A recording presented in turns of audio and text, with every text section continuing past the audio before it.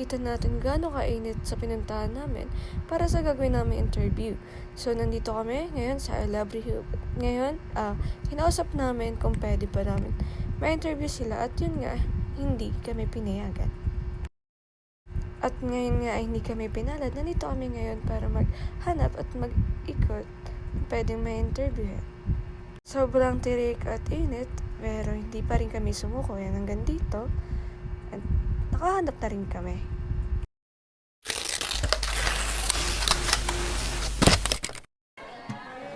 Ilang taon na po ba kayo nagtatanim?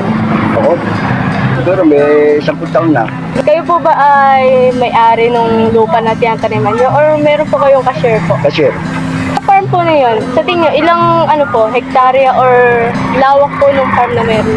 walang isang hektare, siguro 1,000 square meter lang yun. Kung kukuha po kayo ng mga information or mga ilang kaalaman tungkol doon sa tataniman po ninyo, ano po yung mga ginagamit nyo? For example po, gumagamit po ba kayo ng cellphone or mga kakilala lang po na pwede pagtanungan?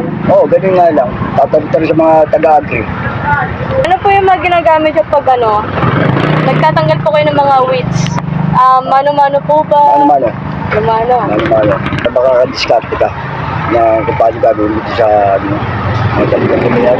Mahirapan din minsan. May pahinga naman yun. Hindi naman araw-araw. Ano po yung tatlo pong na tinatanim niyo po na karamihan binibenta niyo po sa mga palengke? Kamatis. Mati, Tapos pechay. pechay, Sitaw. Ganyan. sitaw. Oo. Pero hindi po maiwasan magkaroon po ng mga pest. And natry nga rin po parang yung mga tanim niyo is masira po ng mga pest din po. Oo. Try na yun. Nalugi. Gano'n po kalaki yung mga lugi? Kung gano'ng malaking nalugi, malahati na yun. Sa tingin nyo, gano'n po mas marami yung peste? Pag tag-ulan po ba? Mainit? Tag-ulan, kung tag-init. Mas marami po sa tag-init. Oo, mahayop, labasan ng hayop yan. Paano nyo po, tinitignan yung mga tanim nyo? Nilalakad-lakad nyo lang po ba? Lakad lang yun, oo, inspection lang. Para makita mo maigi kung anong dahon, kung anong nangyayari sa halaman. Binubutas. Para may binubutas ng uod. Oo. Ano po yung mga hindi nyo ginagamit na, or mga parang hindi po, wala pong chemical? Na kunwari, gumagamit po kayo ng mga crop rotation. Yun po yung pagbabago-bago ng crops niyo. Ginagawa nyo rin po ba yun? Minsan lang. Hindi naman dapat yun. Kailangan talaga mano-mano trabaho rin kasi halaman sensitive din minsan ang halaman. Paano nyo po ina-apply yung mga parang pesticide po or pangtaboy po ng mga Meron kasi yun may bilang lang ng chemical. Kasi ahag mo sa tubig. Ay sprayan mo yun. Sprayan. Meron po ba na ginagamitin nyo na po ito pag nakita na po ba kayo agad ng peste? Na Or paano? bago magkaroon ng peste? Bago pala magkaroon ng peste, ginagamitan na kagad ng kasi inuunahan na. And kung gagawa naman po kayo ng mga organic na product para maitabo yung peste, ano po yung mga recipe po ninyo? Sa kaibigang taga-agri, basta binibigyan na lang nila ako ng chemical na gamot. Sa ina-apply. Gumagamit din po kayo ng mga protection po sa katawan. Hindi na. Like, mga Sweatshirt. long sleeve. Ganito lang. Long sleeve, face mask, Madalang. gloves po, Hindi. boots. Boots. Yan, kasi baka maaahal. Ano naman po yung ginagawa nyo kunwari? Gumamit po kayo ng mga containers po na pinaglagyan po ng mga organic po. Oo. Anong tinatabi nyo po ba o tinatapon na po? Tabi. Tabi na lang Para po. magamit ulit. Minsan po ba, after nyo po mag-spray ng mga nakakaramdam po ba kayo ng mga, kunwari, nahihilo po kayo or Kasi nangangati? pag matapang ang chemical, nakakaramdam ng hilo. Pero pag normal lang wala. Pag organic po, wala. Wala. Ano po yung nyo po? Biggest naging problem nyo po habang nagtatanim po kayo ng mga Peste. test po talaga. Talagang peste. Parang lalo po ba nag-i-immune yung mga pest? Oo.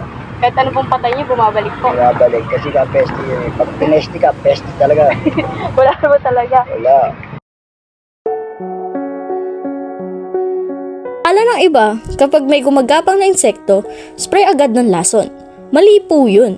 Parang pag-inom lang ng gamot, hindi pwedeng lagnat ang sakit mo, pero gamot sa tiyan ang iniinom mo. Ito ang dahilan kung bakit kailangan ang tamang pagkilala.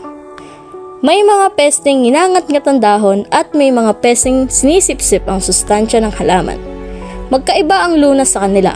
Kapag kilala mo sila, hindi sayang ang pera mo sa maling pestisidyo. Maraming peste ang vector o tagapagdala ng virus.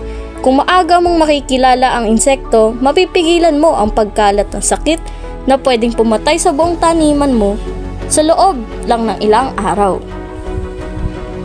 Hindi lahat ng insekto ay kalaban. Kung alam mo ang pagkakaiba, hindi mo madadamay ang mga kaibigang insekto, gaya ng mga gagamba at ladybugs na tumutulong sa atin na pumatay ng mga peste ng libre.